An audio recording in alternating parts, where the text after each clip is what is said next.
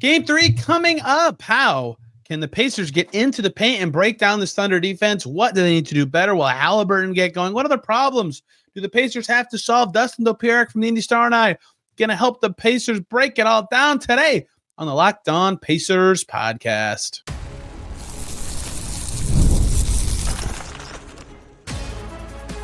You are Locked On Pacers, your daily Indiana Pacers podcast, part of the Locked On Podcast Network, your team every day.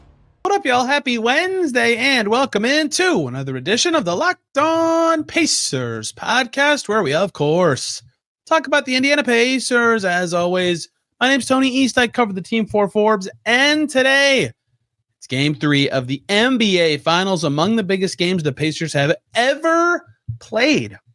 And my guest and I get into that discussion today. Biggest games in franchise history and what the Pacers need to do to make it a successful huge game. This paint problem, other issues they have to solve, and so much more. Dustin Dopirak from the Indy Star, who I didn't see for 5 days, which is a crime because I see him every day. I had to make him come talk to me today about the series and how the Pacers can problem solve and where this goes from here, what the Pacers said about what they need to do better, our thoughts on the series in general, the coverage of it, and so much more. Great episode. I hope you guys enjoy it. Let's just get right to it. After a strange absence for games 1 and 2, he's back for the series. Game 3 is tonight. A man who knows the Pacers better than anyone on the planet is here to talk with me about Pacers Thunder, where this is headed, the problems the Pacers need to solve in a big game. Dustin, welcome back. He's Dustin Dopirak from the Indy Star. Many of you know him very well. You missed the finals, Dustin, but you're back at a good time. I did. Congratulations, Jeff and Lindsay. I should say that at every possible opportunity. Yes. So yeah, like that's kind of like the shameless plug of the whole thing. Lindsay's my wife's best friend. So there are reasons I didn't just skip out because I was bored or sick of covering basketball or just needed a break or anything like that. Good reasons. Au contraire.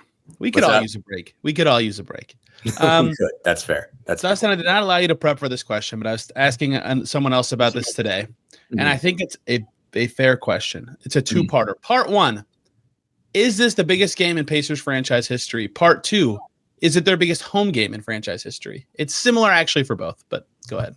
It's up there. I mean, I think it's weird. I mean, I was just talking about this. Actually, MJ and I were just talking about this, that I view it as I think they have to win both of these to stay in control of the series.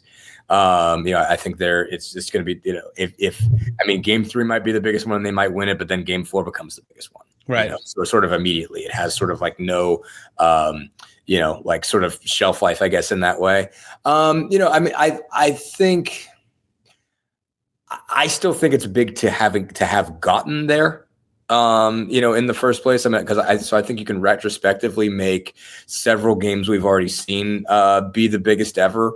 And so, I think if they don't win this finals, they're okay. You know what I mean? It's like, I think it's a bigger deal that they've made it this far. And so Game 6 against the Knicks becomes big retroactively, and Game 1 against the Knicks becomes huge retroactively, and Game 2 against the Cavs becomes big retroactively. Things that set the tone that you kind of look at and say, all right, well, that was so big because it created this possibility. I mean, to me, if I'm looking at like, if I have to pinpoint, like, when was the time that this became possible, that this became real, I pinpoint Game 2 against the Cavs. That one is the look back game that tells me, all right, like, they're up 2-0 against the 64 win team. And, and now they're in complete control. They're 2-0, having won 2-0 on the road. And Game 4 obviously is huge because it's a turnaround after you lose the Game 3 that makes you seem mortal in this series. You turn back and you take control right back again against a team that, won 64 games, second best team in the NBA, second best Cleveland team in history, in its history. Like, that's big, I think, and, sort of like retroactively big. I mean, I guess leaning up to it, it is, you can call it that, but you might look at it completely different when the series ends. And again, I just think getting there was such a big deal. So I look at it and say, what was the game that was most important to get them there? And I think it's Game 2 against the Cavs. I like that thinking. If they do win, or, well, even whatever this finals ends up looking like, that is a fair way to look at it in terms of the most important games for them to do it. Like, the night that I thought it was possible was when Tatum got hurt. But that only felt that way because they won game 2 in Cleveland, like you're saying. Yes. I was like, wait, how did they do that? What just happened? Right. In terms of actual championship equity single games for a franchise, it's probably, I mean, they might have just played it, but now this one above that. Sure.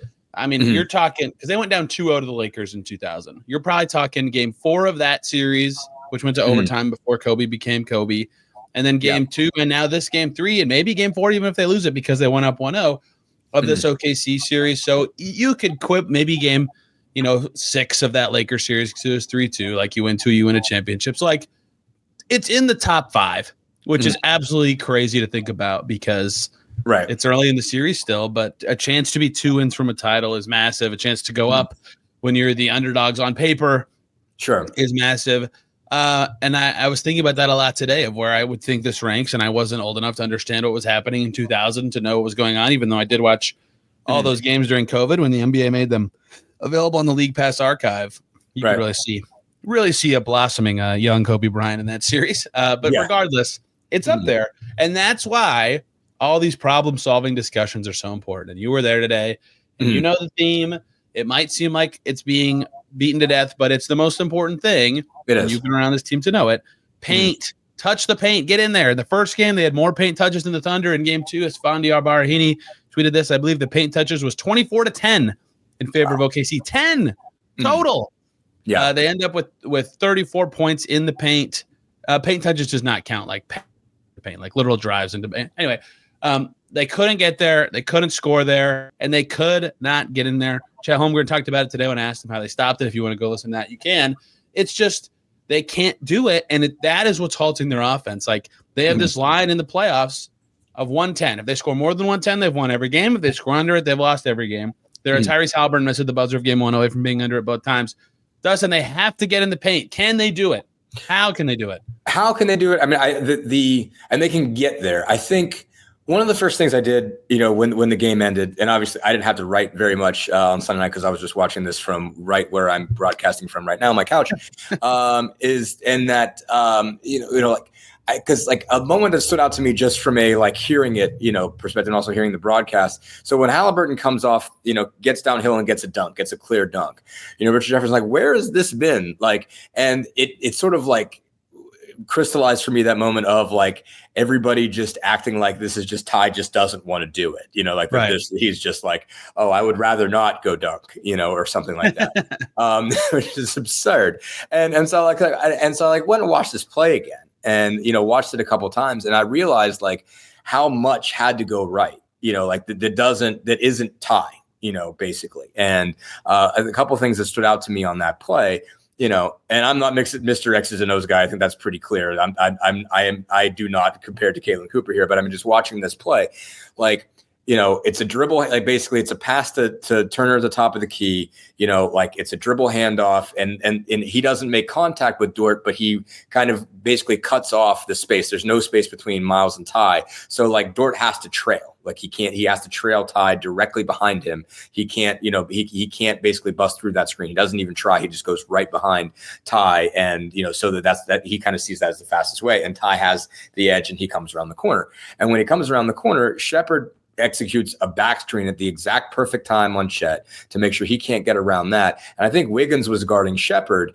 and Wiggins kind of gets sucked up into that basically. And so what he follows Shepherd at such an angle that, Haliburton is basically Shepherd is between him and Haliburton. So Wiggins has no chance to make a play on that. So that's a couple, basically two off, kind of screens, but one being a screen, one being something that has the effect of a screen, executed perfectly at the right time to create a perfect downhill angle. And it really and it kind of crystallized to me. And then I watched a couple other Haliburton shots. There's one where he gets that one of those, kind of top of the key, pull-ups, and Turner screens Dort twice on that play.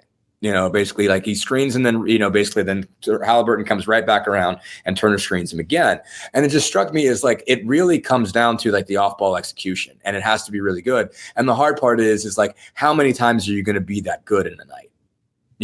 That's really what it comes down to. And it's hard. You got to be deliberate. And I think, So you're going to see, adjustments there. You're going to see, I think they're going to be more deliberate about doing that. And, making more of a point of saying, okay, like even if we have to run more sets or even if we have to take up more clock, we have to do more in terms of creating these paint touches. Like we have to run a couple actions, and we have to run this screen until it makes contact, or go over something until it makes contact. And if Dort dodges it the first time, then run it again rather than attack at that point and run the risk of going into a couple people. I think it was really telling that Haliburton, it's, like Haliburton is the one who's most willing to kind of throw things out there strategically and say it out loud, kind of knowing that, all right, this is all already obvious. If I say it, it's not going to give away anything more that's already there.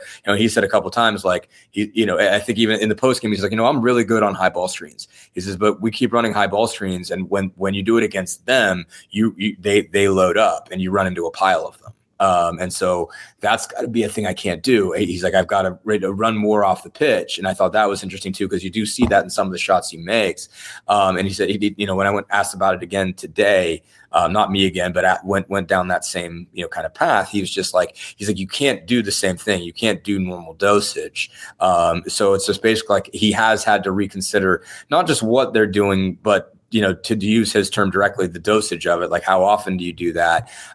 And you might do things that are, he did kind of basically say like stuff that we're good at, we can't do as much. We can't trust that it's going to create the same looks. We've got to add a couple of things in there. There's got to be more mixing up of stuff. And, just try, you have to be more unpredictable, but you have to, there are bread and butters that you can't necessarily rely on because you actually end up playing into their teeth at that point. Everybody, quick break to talk about WayFair. There's nothing like stepping into your outdoor space and feeling like you've escaped to a personal oasis. If you're wanting to update your patio this season, WayFair has made it easy to turn any space into yours. Comfortable, stylish, and ready for summer. And they have everything you need to level up your outdoor space, like conversation sets, outdoor bars, fire pits, hot tubs, gazebos, and yes, even the perfect string lights to set the vibe. I just got some of those. It's like giving your backyard that resort feel without the resort price tag. So many things if you want to redesign. Outdoor dining sets, lounge chairs, whatever your style is, they've got something for you, modern, older, and the delivery, it's free, it's fast, it's totally hassle-free, even with their larger items. You can host your friends, unwind with a book, whatever you want. It'll feel like your own private retreat. So don't wait. Make your outdoor space your dream oasis today with WayFair and enjoy it all summer long. Head to wayfair.com right now to shop a huge outdoor selection. That's WAYFAIR.com. WayFair, every style, every home. Ooh, you got every point I wanted in there at one point, which is good. I'm trying to make sure I get to all of them myself. One, the thing about Jefferson's commentary, I think it's become clear through his ups and downs that it's not a can't with Haliburton, right? In these moments, like it's not a won't. Excuse me, it's not that he won't get into the paint. It's that something is making it not possible for him, right? That he just won't do it. It's not like I want to put this one way. I want to put this one way. He's got to be more aggressive. Yeah, I want to put this one way because we've been dealing with this for a long time, and I finally thought of a way to crystallize it today. Like, I think a lot of people look at Haliburton's field goal attempts as a cause. I think you have to look at it as an effect, and once you look at it as an effect, I agree. I don't like that. I was trying to think of a simple way to put that, and I think that's the way to put it. Is it's not a cause, it's an effect. I mean, I think people have this idea that it's like, well, if he shoots this much, then they usually win. So like, why doesn't he just shoot this much? But the thing about it is like the actions have to be created for him to shoot that much and be that effective. Like it's not like if he just started taking 18-foot pull-ups, that are contested, then if he just piled up shots that way that they would be better. Like, no, it's an effect of creating the actions that create the openings, create the spaces for him to drive, or whatever, get to the rim or get floaters, even getting the floaters. I mean, I think don't get me wrong. There are some times where he gets in the lane and I'm like, he's up in the air and it's like, how you got to shoot that, like rather than, it's not that the jump pass as an idea is bad. It's you're already at the rim. You're already there. Like, why did you just take the 2 points? And there's definitely times he does that. But I think more of the case, like his FGA is more of an effect than it is a cause. And it's an effect of, good offense, it's effect of a defense that you can beat, like whether it's off the ball screening, off the ball movement, or whatever they're doing to get him opportunities. It's an effect of that rather than it being a cause for their offense being good or not. And so I think if you look at it that way, like, yes, like they are better when they shoot, but there is something that has to happen before that to get to that point, rather than it is the thing that drives the engine. The engine creates that. You've been there a million times, and we've had to hammer the point home that a lot of times after games like game 2, Rick says, we, the Pacers, have to do better jobs of getting him to those shots, right? Of working through things that will help him do that, and not the other way around, which is a big part of it. And he is a part of their inability to get into the paint in some of these games. They did have 34 points in game 1 in the paint as well, a game where they got better jumpers, and we're still getting there to create those jumpers. And that's why it matters that they get there. Okay. Right. How many other things did you say that I want to get to? One, you talked about the Haliburton dunk. A lot of guys have mentioned one key way that they need to be better getting into the paint as something you went through. Screens. Set some better screens. Hit some guys on screens. If they're going to have all these individually brilliant defenders who are up on you, hounding you, being tough, screen them off. If they're unscreenable, that means something else is going wrong. And the issue is the screen itself. Set good screens. And you saw this, and this is 2 things. I'll use this to bridge into 2 things. Like when Myles Turner was cooking to start the 3rd quarter of that game, he was setting some good screens, and that opened up the space in the short roll, setting up space for him to go to the basket, to the dunk and transition. All of a sudden, he's looking like a great night for him. Yeah. Is coming. Everybody needs to set good screens, including the guards, because you're using lots of guard screens in this series because Shea's on guards, because Wiggins is on guards, whatever. They all need to make contact. And I know it's hard when you're trying to brush it off and run behind the 3-point line somewhere else immediately, but they have to actually open up the paint, make it that shot is going to be there and be useful and be powerful and interesting, and not just like a go through the motions, run to the next action kind of thing. So thing 1 is good screens. Thing 2 you talked about, and this is also related to Turner's good start to the 3rd quarter, those pitch plays matter a lot, because I think when Haliburton's getting shut down, a lot of times he looks his best when he catches it on the move, and his defender is already a half step behind him.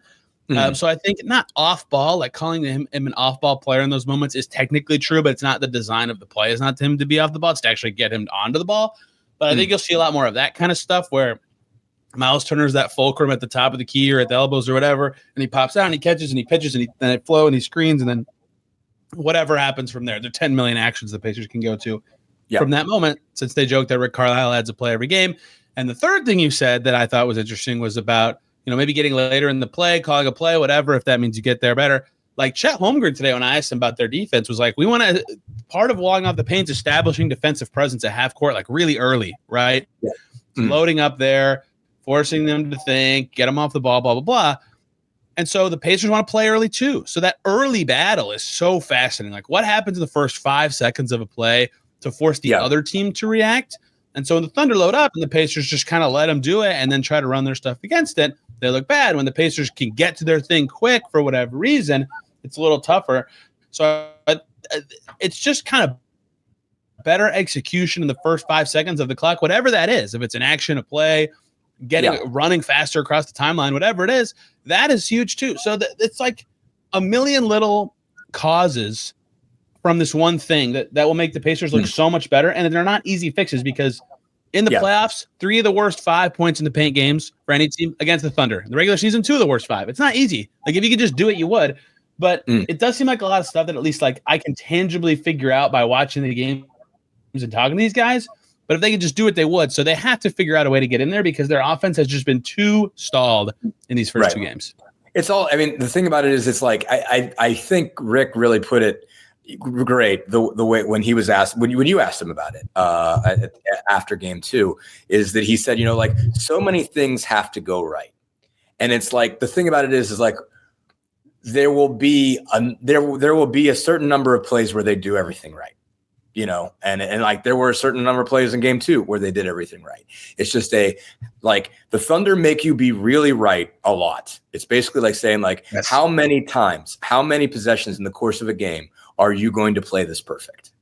Like you will at some point, in the course of it, if you're trying, and you are, intentional and you're deliberate about this, a certain amount of times in this game, you're going to be right and you're going to get the ball in the lane.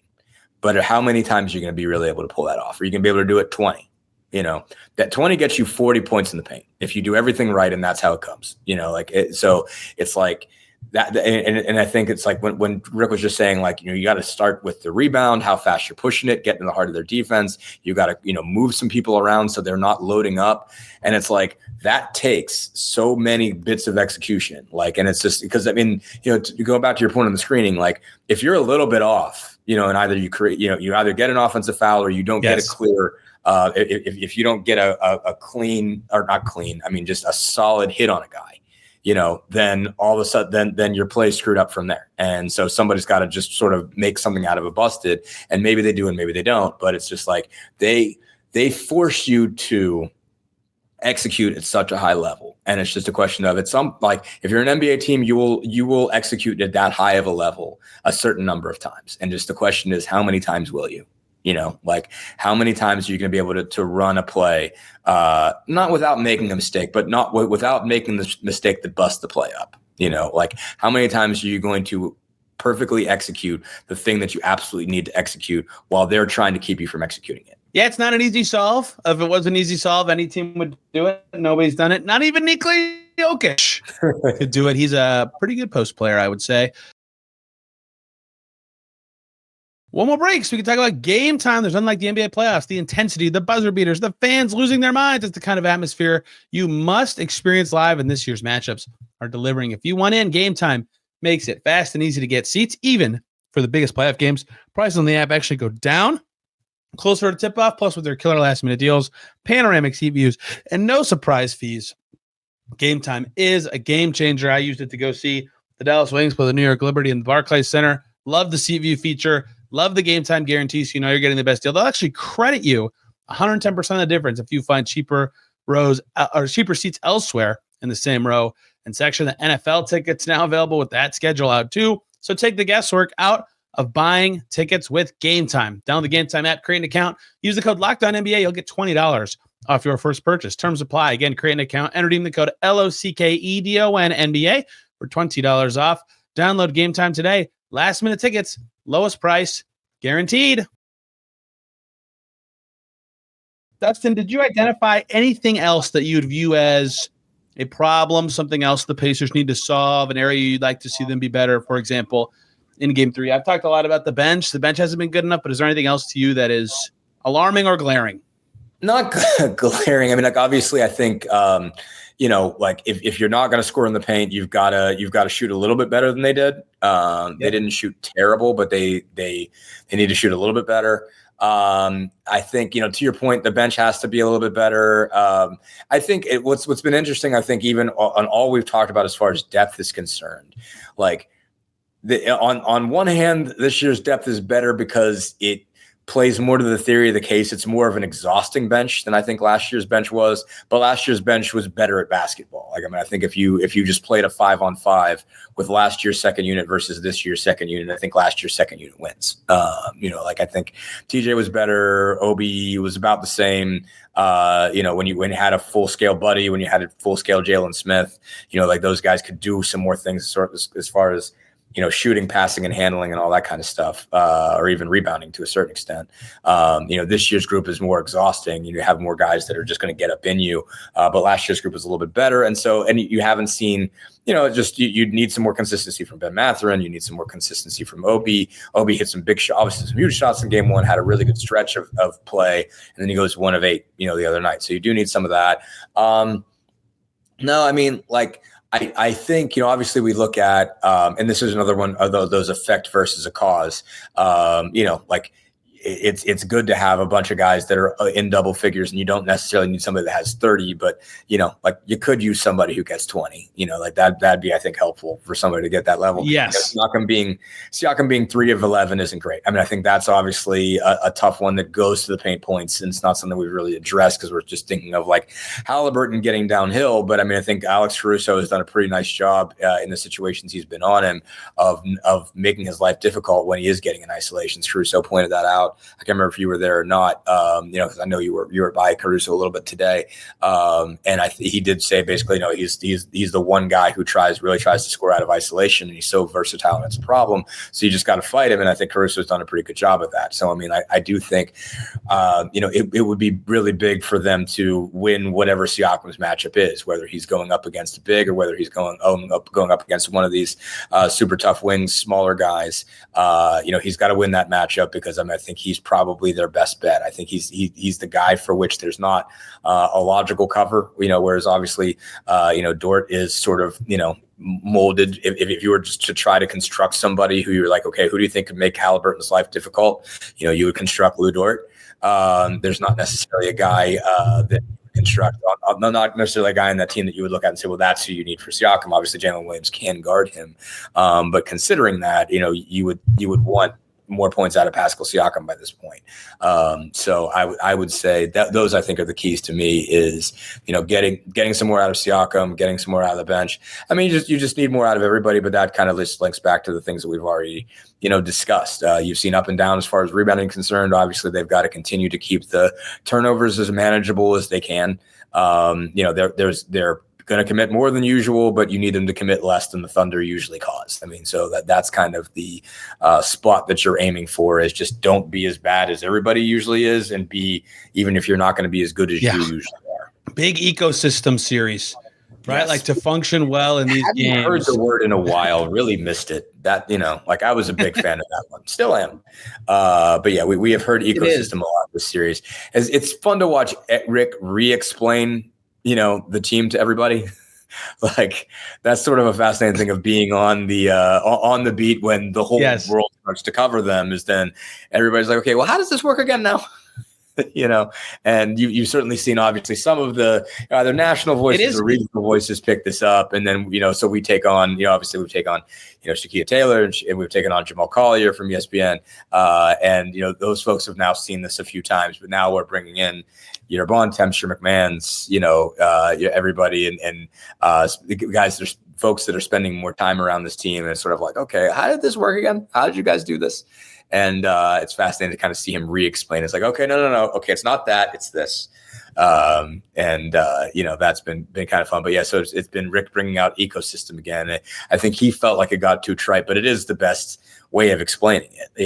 Like understanding why this team works the way that it does is that, all the pieces do connect. Everything, everything bleeds into something else and connects to something else. And their connectivity is their superpower. And getting that right again was the difficult part. Was, especially just when guys were hurt. I mean, they've had to explain it a whole bunch of times, like, okay, why were you guys 10 and 15 again?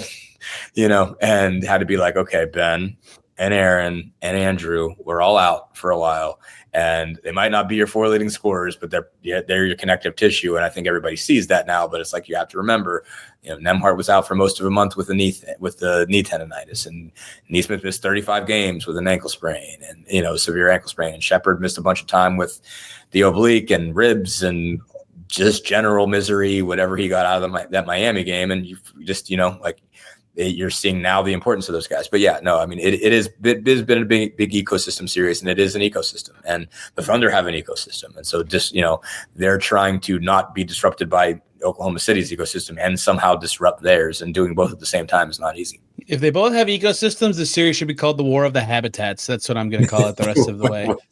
Who can figure out how to live in their environment better? Yes.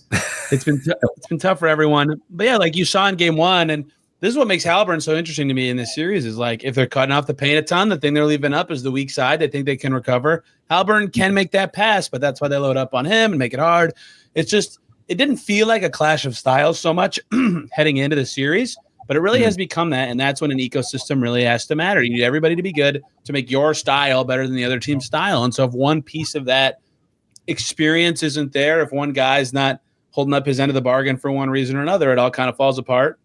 Right. And I also have enjoyed to be clear, no one is doing their job wrong, but national media asking questions, it's like, Oh, I've heard these before. This will be fun. This is what you're supposed to do. Yeah, exactly. Yeah. We're just like, because it's just different when you're used to, like you have people that are there to cover a team for 82 games, and then you have people that are there to cover the whole league. And so at every point that you kind of, you have to swing in for everybody to kind of figure out, okay, what's this team doing and what's that team doing? What's that team doing? And they are getting a lot out of it. And sometimes when you hear the question asked again by different people, a little bit more comes out that we didn't get. That not at the time, or that that wasn't necessarily pieced together the same way. I did hear like Haliburton was talking about Rashawn Holmes, and I remember that story from more than a year ago, I think, about why he really appreciated Myles Turner, because he thought Rashawn was going to be kind of the prototype for the center that he was going to need to play with, and he was going to throw lobs to somebody. And Myles is not necessarily a guy you throw a lot of lobs to, but the pick and pop option, the pick and short roll option that Turner brings around is something that not everybody, that not everybody has, and unlocks some things that maybe Haliburton didn't even know were going to be there.